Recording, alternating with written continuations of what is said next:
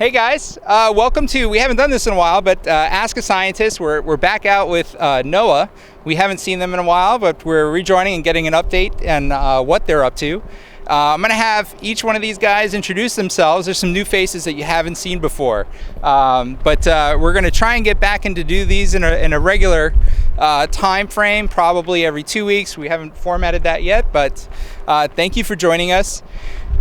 You can ask questions, so feel free to comment below. I'm going to let these guys introduce themselves first, and we'll get into what we're talking about today. So if you guys can introduce yourselves for me real quick. Of course. Hello everyone, thanks for tuning in. My name is Mark. I am, as Anthony said, with NOAA and the Pacific Island Fisheries Science Center, also with the University of Hawaii's JIMAR, Joint Institute for Marine and Atmospheric Research. I will be chief scientist on this particular cruise, and here's Mary Lou. Hi everyone, my name is Mary Lou. I also work for NOAA JIMAR, more specifically the Marine Turtle Biology and Assessment Program, and I will be going up and studying the turtles at French Frigate Shoals this summer.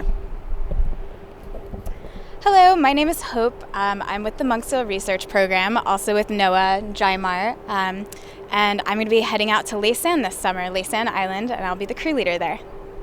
Awesome. I'm going to snag that back from you. So first question right off the bat is going to be from me. Where are we, and what's behind us? Can you guys, who wants to talk about that? All right. Sorry to steal that from you. Yeah. We're at beautiful Pearl Harbor on the island of Oahu, and we're in front of the NOAA research vessel Oscar Elton SETI. We call it the SETI for short. And in 6 days, the three of us plus about a dozen or more other scientists will be boarding and headed out to Papahanaumokuakea Marine National Monument, the northwestern Hawaiian Islands, where we'll be dropping teams of scientists, as they said, on their particular islands, 5 different islands, to stay for the whole summer and do research. That's where we are. Oh, good, great. So we're waiting for more questions to come in. Nancy Askew says, love, admire, and respect NOAA. So that's our first few comments rolling in. Aloha, Jean says, aloha, hello to all, appreciate. Tahiti, ora, non-bonjour, and then I apologize if I butcher the rest, but Jean, thank you for commenting. And so I'm going to dig into a next question. So guys, don't forget that you can ask your questions. We may not get to everybody's question. If we don't, we might type and respond after the stream is over. So don't worry about if we miss your question or we didn't get to it. We'll try to get to it at some point. The other thing I wanted to ask is why are you guys going? And how long are you going? Who wants to take that one? I can start. Okay, so why are we going and for how long? Again, I'm going to French Frigate Shoals, and in the northwestern Hawaiian Islands, French Frigate Shoals is the place where a majority of the Hawaiian green sea turtles go to lay their eggs and reproduce. So myself and 2 other turtle people will be up there monitoring the sea turtle population, collecting data for the population assessment project we have here back at NOAA. And I will be gone for 6 months this year.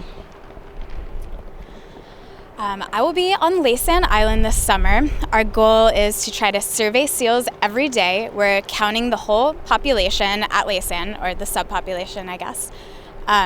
Let's see, we're trying to identify all the individuals that are present. We're also looking at seals of interest, like moms and pups. And then when pups wean, we'll actually tag and measure them. We can also intervene when necessary. So if we have a seal that's entangled, we can do what we can to safely disentangle that animal. We're starting to get some good questions in. So I wanted to take, so Robert Picao, I apologize if I pronounced your name wrong. Have you noticed positive changes in the Northwest Hawaiian Islands since the monument? Sorry, hold on one second. Since it was established, I apologize. Anyone want to take that? Positive changes, yeah. Lots of big positive changes since Monument was established. We've been going out on these research cruises. There's the Marine Debris Program that does a lot of good work, that pulls a lot of the marine debris off the islands, and then our guys go out and do the work with the seals and turtles, and lots of other exciting science that happens in the monument. Cool. Can you tell me a little bit about what the living conditions are like at the atolls? Who wants to talk about that one? I can start. Yeah, go for it. So on Laysan, we actually camp right on the beach. We each have our own personal tent, and then we share an office tent and a kitchen tent. We bring out all of our own gear from the beginning, so we have everything we need for the whole summer in buckets. You can see I have a bucket right here. Looks like this. We also bring out all of our food, all of our water jugs, and then we actually are, we're right on the beach, so we bathe in the ocean, we do our laundry in the ocean, and our dishes right there. So it's very rustic living, but it's really fun.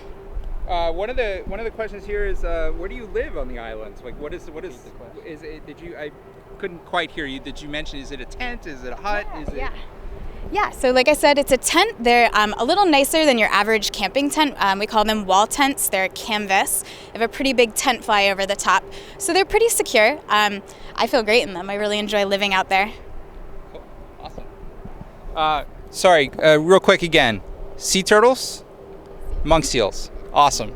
I know last year you guys had asked for people to keep an eye out for numbers on sea turtles and stuff like that. Is this part of that? Like, do you go and now see if those seals that were spotted here end up back there? Is that part of how that works? Yes, great question, because we're going to do it again this year. So all the turtles that we marked with those white numbers last summer, we had a ton of reports. It was a great citizen scientist effort by the people here in the main Hawaiian Islands. So we're going to go back out and we're going to mark them again, as many as we can. Last summer we numbered 871 of the turtles, and this year we're asking the other island camps to pitch in the effort as well. So the first turtles are already nesting up there actually, so by the time we get up there next week, we'll start numbering them, and you could even see the first turtles back here in the main Hawaiian Islands by mid-June. So we're going to ask people to report them again to NOAA, respect wildlife at NOAA.gov, I believe, and Cool. Same thing. So Patty Shannon asks, what is the most rewarding aspect of remote research? Well, hi, Mom. Thanks, Mom. That's my mom who asked that question, so I'll go ahead and answer that. The most rewarding part of the research out there is seeing the results. 1/3 of the Hawaiian monk seal population is alive today because of direct interventions done by NOAA and partnering scientists out there and in the main Hawaiian Islands who have either saved the lives of females that have gone on to reproduce or the individuals themselves.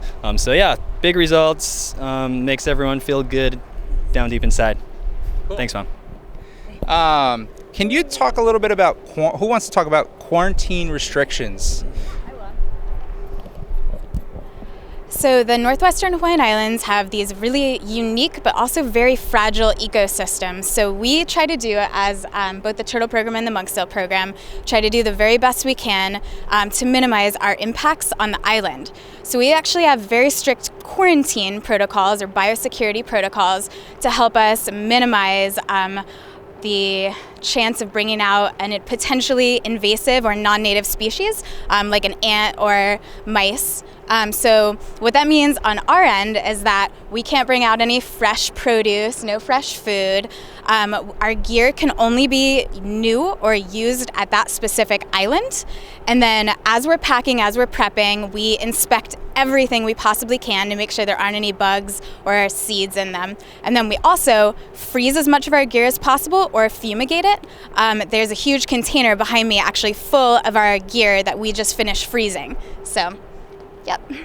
Great. Do you guys experience, this is a little bit kind of, but is there severe weather? Do you guys experience any of that out there in the remote islands? Talk about a particular moment from your passage. I'm going to go around real quick and ask, how many times have you guys done this trip? Since 2007, so 10 years and many trips involved, yes. This is my second season, so I was out last year and now this year. This is my 5th season with the monk seal program, and I've been out a couple times with some other of our partners as well. And this trip is a month long, correct? or 3 weeks. 3 weeks. Sorry, close to a month. All right.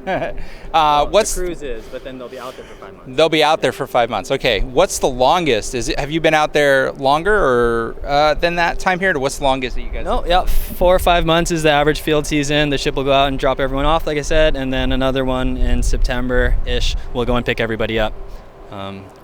One camp will stay out till October, I believe, this year, and that's Mary Lou and her team. Great.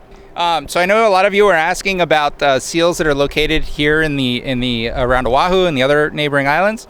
We're going to touch on those on other monk seals at a different live stream. We're going to keep this conversation focused on these guys' trip up in the northwestern Hawaiian Islands. So try and keep the questions to that and save those questions. Put them away for the next time we meet up with these guys to talk about monk seals and sea turtles around this area, okay?